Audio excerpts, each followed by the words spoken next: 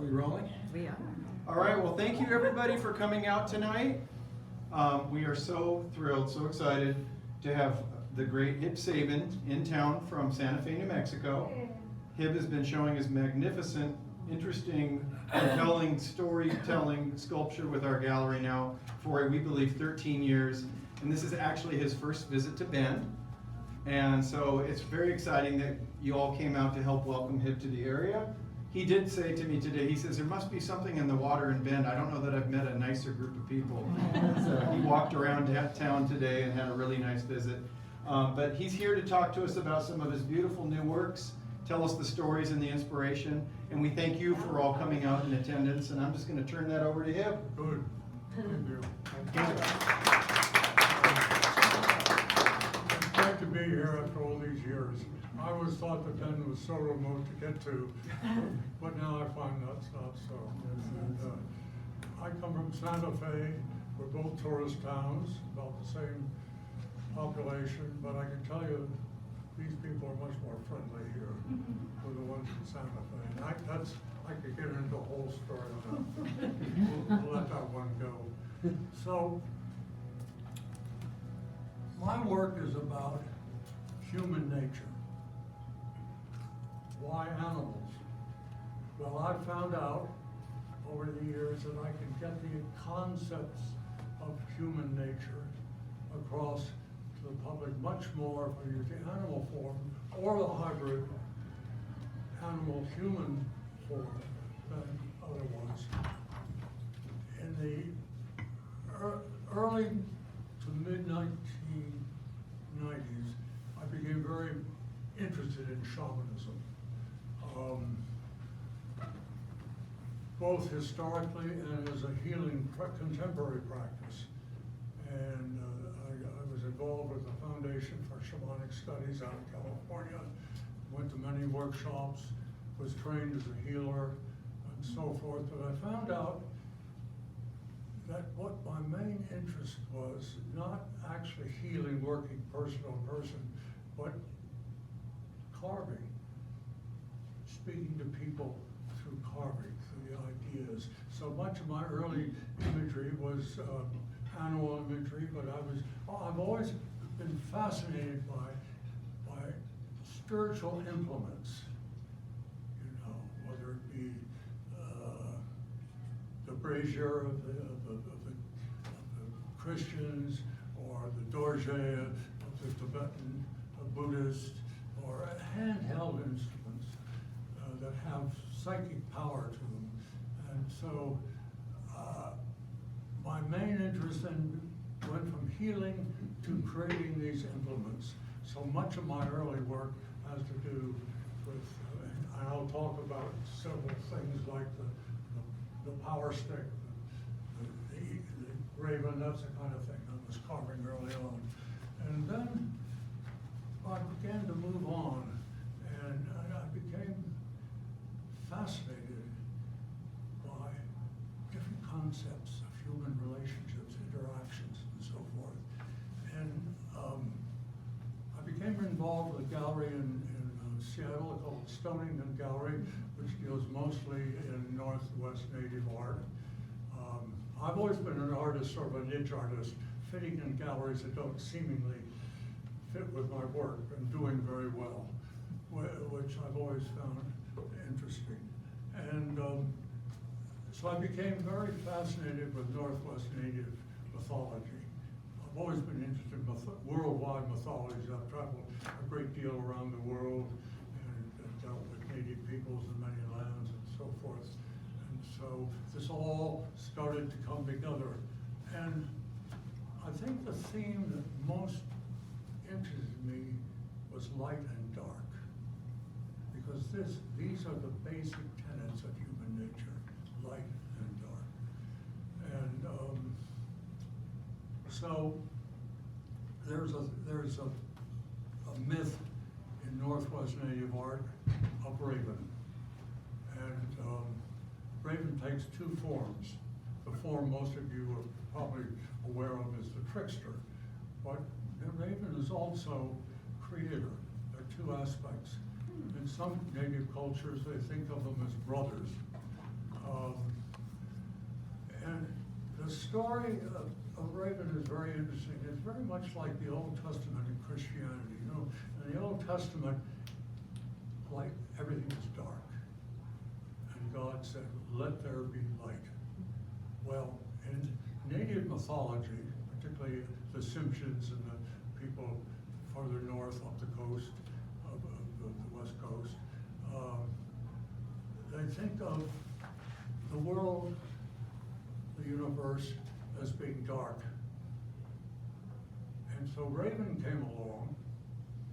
Now Raven originally was white.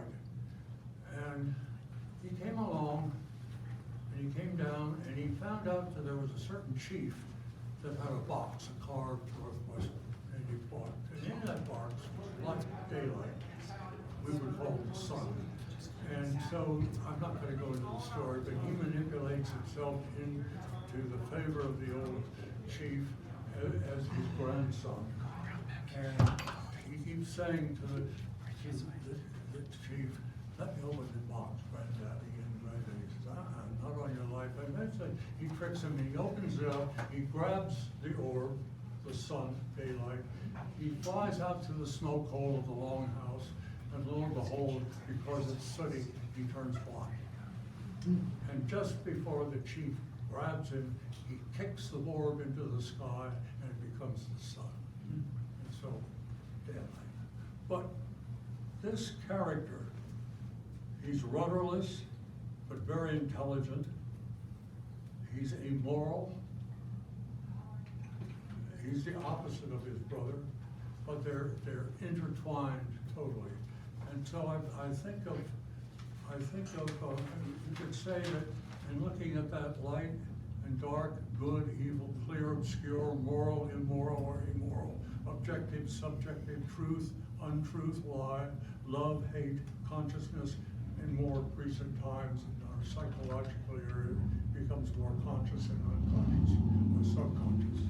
And so I think of that, and one of the things that's always fascinated me, and I'm a product of the 1950s. Now, back in the 1950s, young people were on a search for spirituality. You delve into Buddhism, and you delve into Taoism, and you delve into Confucianism, and so forth. But I was always fascinated by Taoism. And in Taoism, light and dark, you know this symbol, are totally unified. They are linked together. And so that's how I see this idea of light and dark, good and evil, and however you want to approach it. So I will be coming back to talk about that theme, because you'll notice that I've got the black and white raven in a lot of my work. And, but first I want to talk about the dance. Now, in more recent years, I've been particularly interested in poetry, and it's affected a lot of my subject matter. And most of you will probably remember T.S. Eliot for his great poem, The Wasteland, which is a monumental poem. A topic of the First World War, the desolation of Europe after the First World War. And in some cases, I see it as a sort of equivalent desolation for what we're going through now. You know, the Trump era, Afghanistan, the whole bag of worms. And I'd like to read T.S. Eliot, after he wrote The Wasteland, wrote 4 poems called The Quartet. And I got interested in particularly the first 2 poems of this quartet. And the first one, called Burnt Norton, he states this: at the still moving point of the turning world, neither flesh nor fleshless, neither from nor toward, at the still point, there the dances, but neither arrest nor movement, and do not call it fixity, where part, or past and future are gathered, neither movement from nor towards, neither neither ascent nor decline. And this is a place where neither body nor spirit, or is it flesh or fleshless. It doesn't move from anything or toward anything.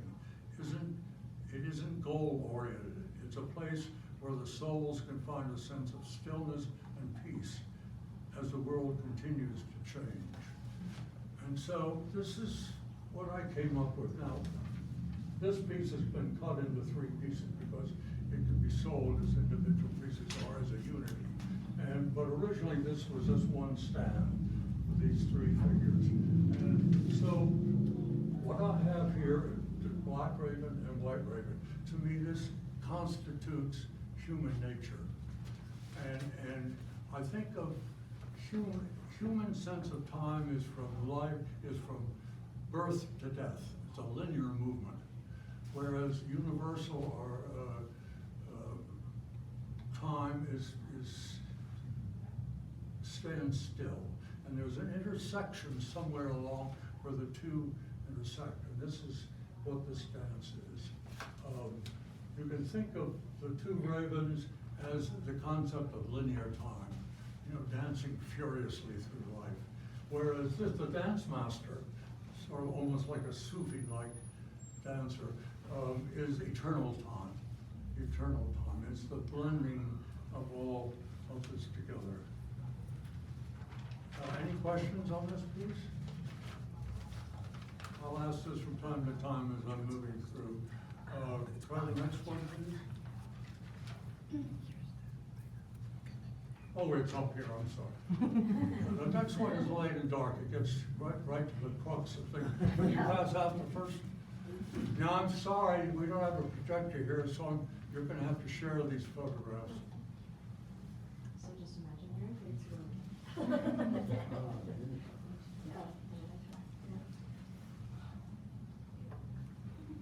Oh, wait, just a minute till you look at it. There should be 6 of them, so.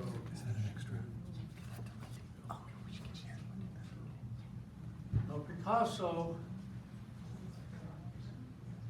in the 1930s, did a series of etchings in which he used the theme of the Minotaur. You probably all remember the mythology of the Minotaur lived in a labyrinth under the palace of Knossos on Crete. And every year, Athens had to produce 10 young people to send sacrifices or offerings to the king, who then gave them to the Minotaur, who killed and ate them. And so, in this particular print, which is called the Minotaur Machia, we have the Minotaur. And the Minotaur became sort of an alter ego for Picasso, because Picasso was a lover of bullfights. And he was he was a little like Hemingway. He was very masculine. He did all the masculine things that men did. And so he totally identified with the Minotaur. And then he did a series of etchings, which I can't show you, in which the Minotaur theme is used. And the last one, called Minotaur Machia, which is a very large, probably the greatest print he ever did, is what totally obsessed me. I was fascinated by the idea. And I've been playing around with this idea of light and dark for years in different sculptures, some of which you may know. And so I developed this black raven. The black raven is very much like the Minotaur. He's a trickster. He's a monster. And you can see in this print, he's very large. And in the print, you'll notice, I'm not going to deal with all the characters in the print, but on the left side of the print, you'll notice there's a little girl holding a candle. She's shedding light on darkness. And that was probably his young sister who died at the age of 8. But I was fascinated by this. Some of you may remember I did a piece, one of you own a piece of the blind Minotaur and his muse. And that the theme that you used, and I turned the Minotaur and that idea into a raven and an owl. So what I've done, I've transposed this sculpture, I've transposed the Minotaur into the dark raven. He's threatening, he's holding out a hand. We don't know if he's holding out a hand to crush the light or to protect himself from the blindness of the light. And the little girl becomes White Raven, who's holding up the white stick. The sticks represent evil or dark and light and so forth. And this interaction between them.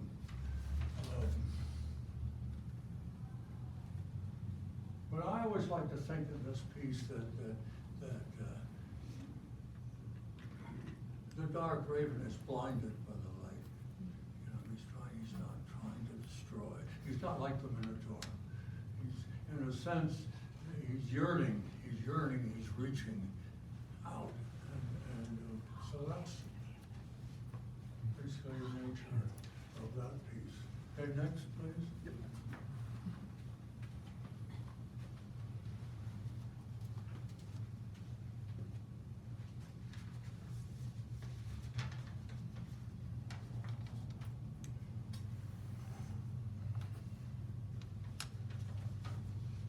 T.S. Eliot wrote another very powerful poem. I wouldn't say it's an upbeat poem exactly, but it's called The Hollow Men, the Stuffed Men.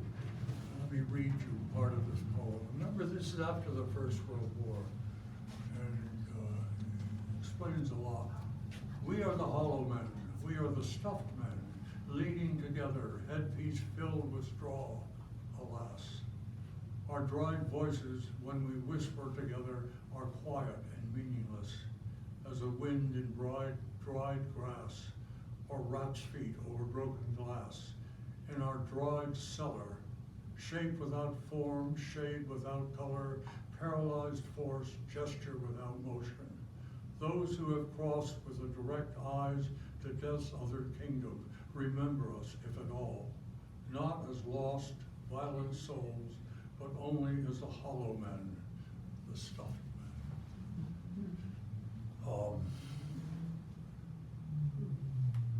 Well, I came to a difficult decision on making when I'm doing this. It's very hard to carve straw, and these are stuffed with straw. So I was in a quandary. So one morning I woke up and just out of thin air, this old ditty came to me. Sing a song of sixpence, a pocket full of rye, 4 and 20 blackbirds baked in a pie. When the pie was open, the birds began to sing. Now, wasn't that a dainty dish put before the king? Blackbirds. So here we have this stuffed creature, a stuffed man with birds emanating, moving out of his body. Now, what does a red tie remind you of? Now, some of you have talked about, so I don't want to hear from you. Red tie. Think of the recent political past. Who wore a red tie? Trump. Trump. Exactly. So I couldn't help but think of this stuffed man. Yeah. You know, Yeah. all this oozing out of him. Yes. So, it's interesting how this poem ends. This is the way the world ends. This is the way the world ends. This is the way the world ends. Not with a bang, but a whimper. Next, please. Mask voyage between worlds. And the mask being the There are both two of them. of them on this one.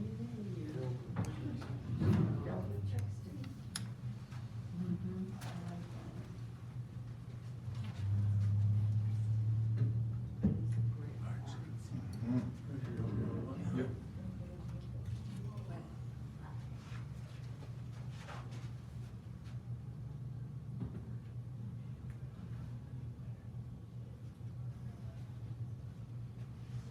read this from the brochure that was put out on these works.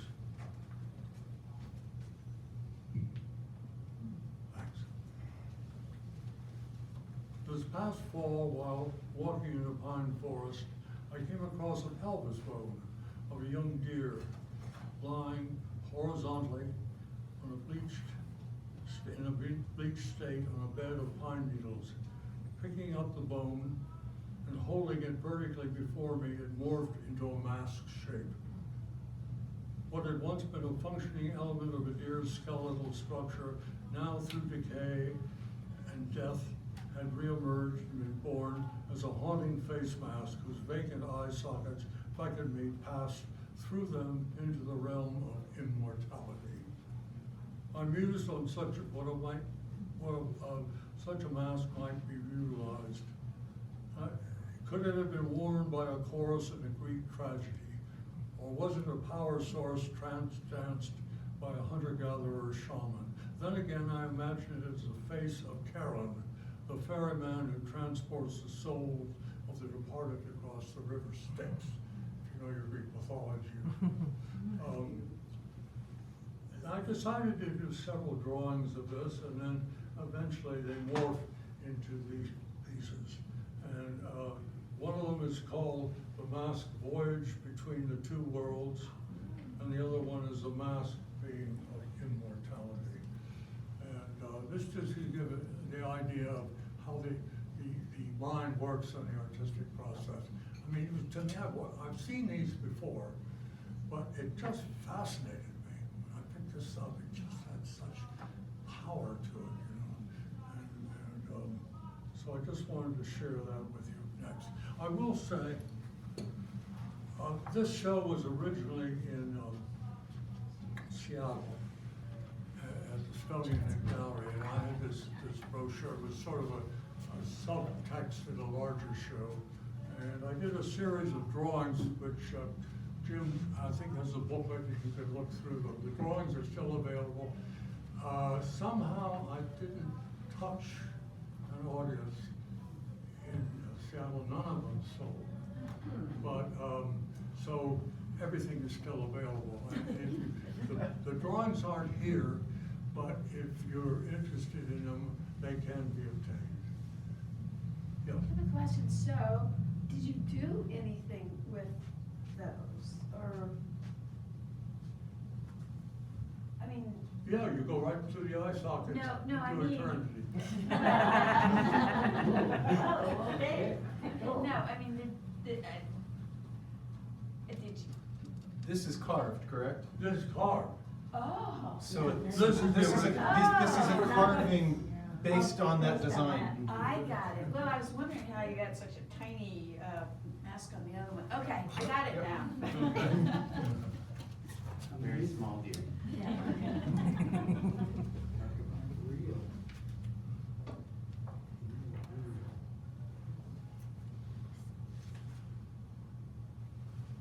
All right, now this one is a favorite of mine.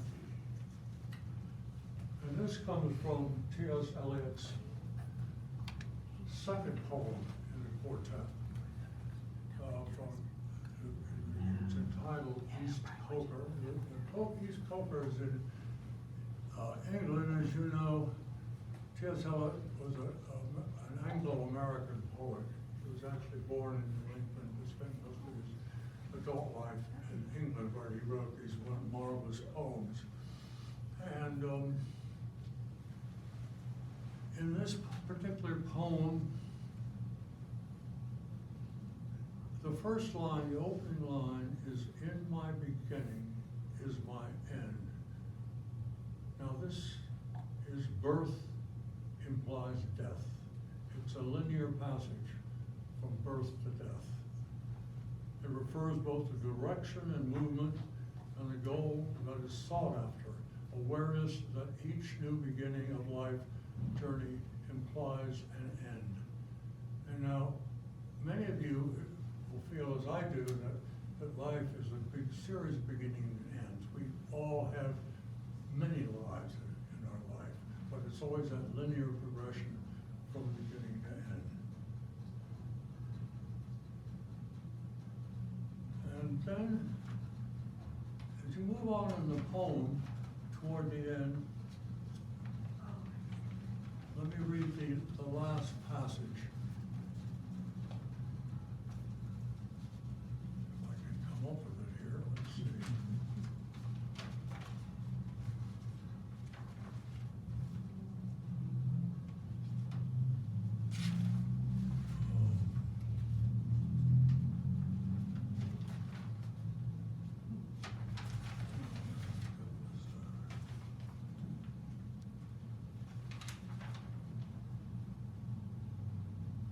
Well, in the end, he talks about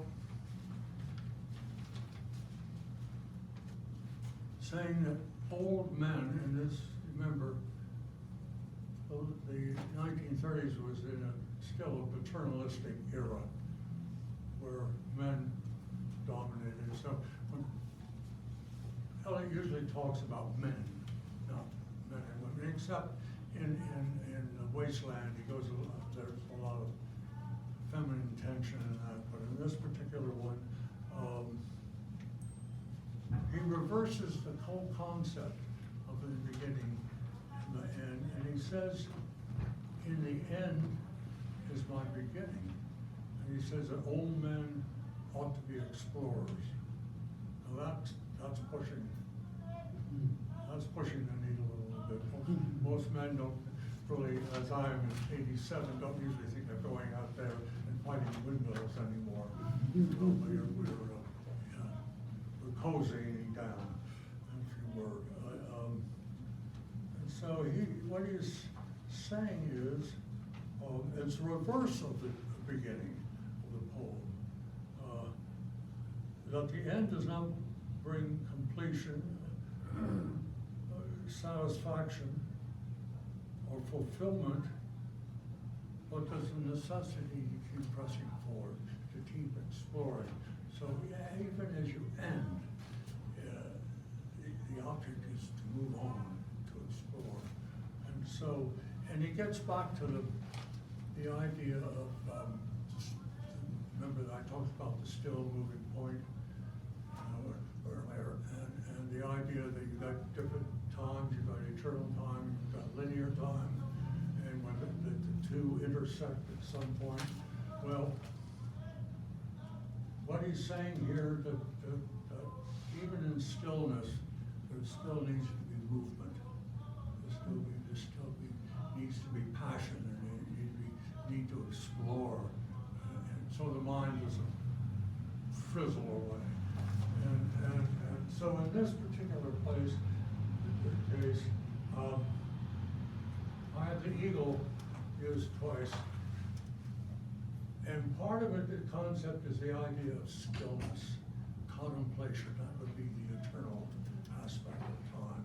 And I put the bird in a cage, and although the bird is wrapped, it's a self-wrapping. It's not something from the outside. It's that idea of contained stillness, of contemplation.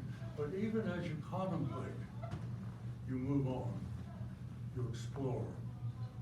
And so this is what this piece is about. I've always been fascinated, as I said, being 87, I'm very much impassioned and alive and curious.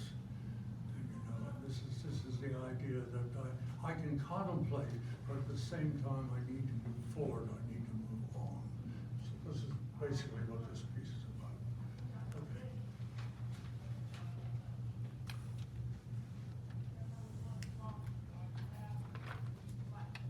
And for all of you that didn't see it from every angle, Yeah, it's very cool. amazing.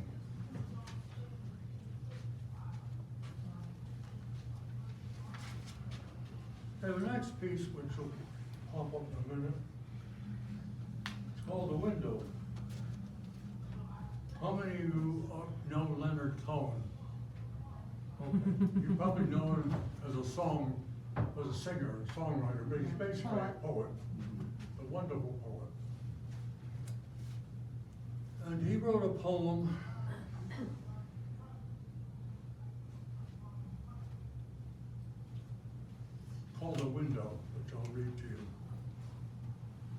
Why do I stand by the window, abandoned to beauty and pride?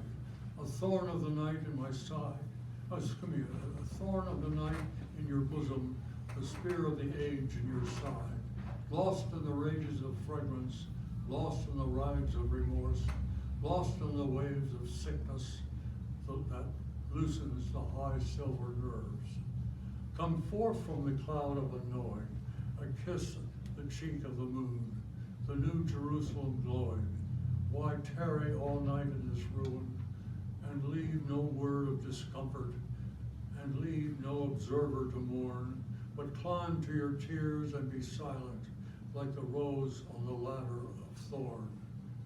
Then lay your rose on the fire give up to the sun give over to splendor, the arms of the high holy one.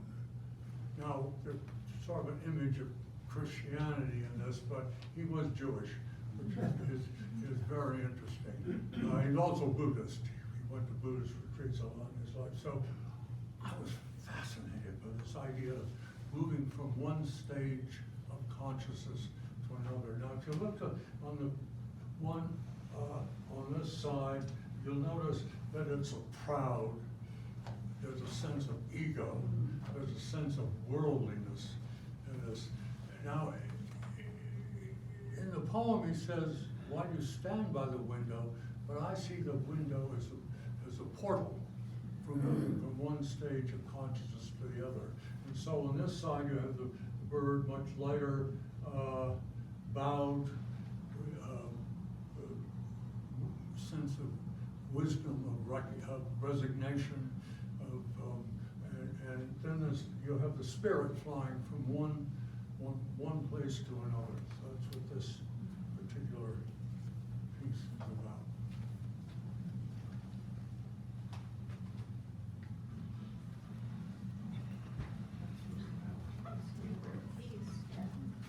Your favorite piece, John? You can pass them. I think they're. All four of them? You might as well pass them all of them out at one time. Don't drop that thing. Here, hold this for me. Charlotte, put it in your lap. Well, this one's called the offering.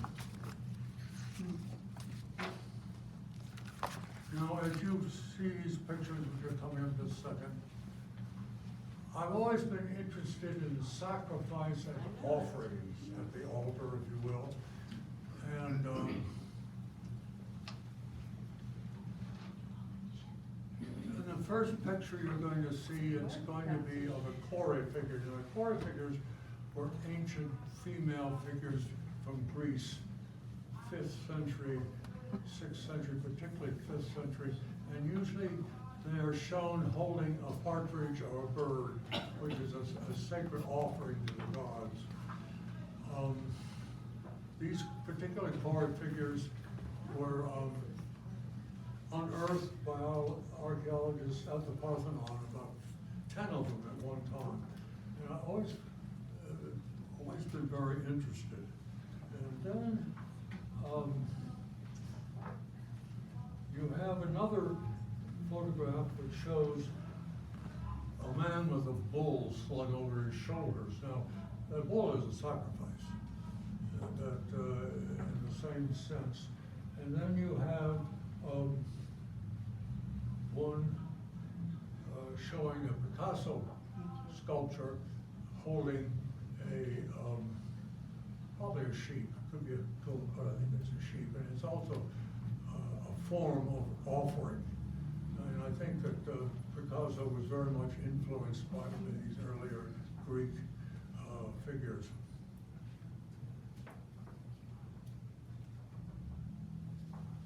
And so I became totally fascinated with this idea.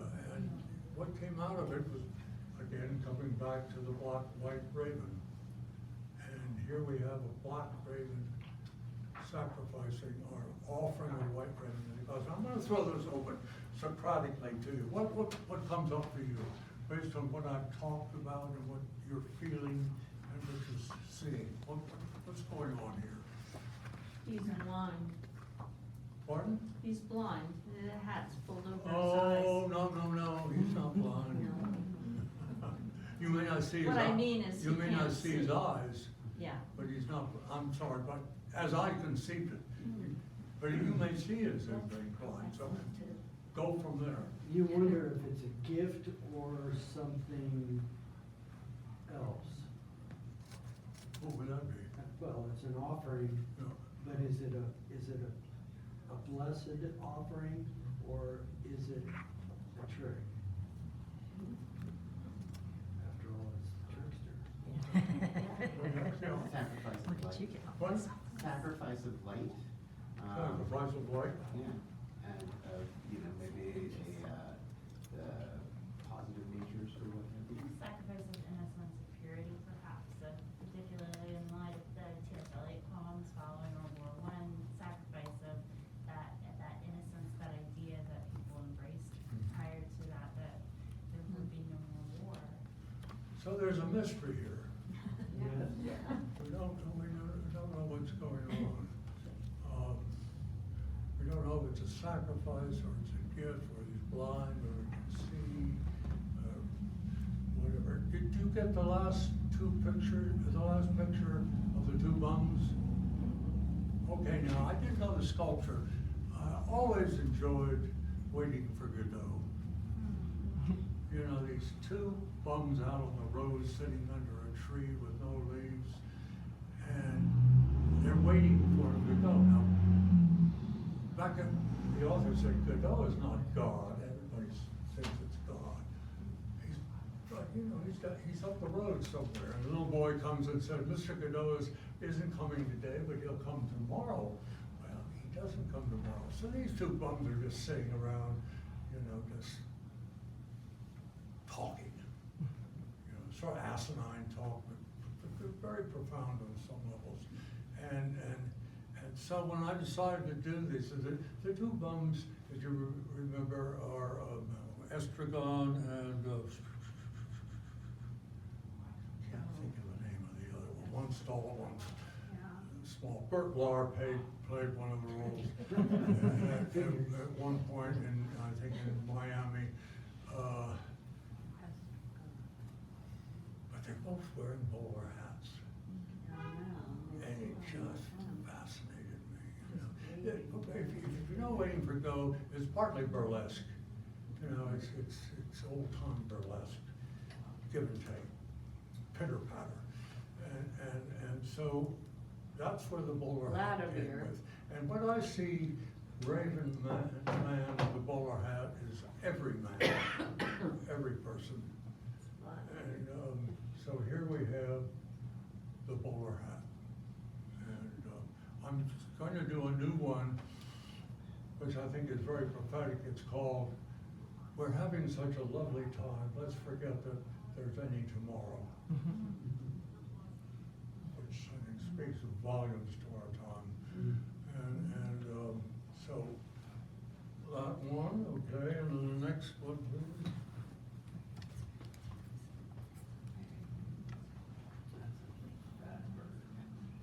So the bowler-hatted raven is a fixture. He will reappear from time to time.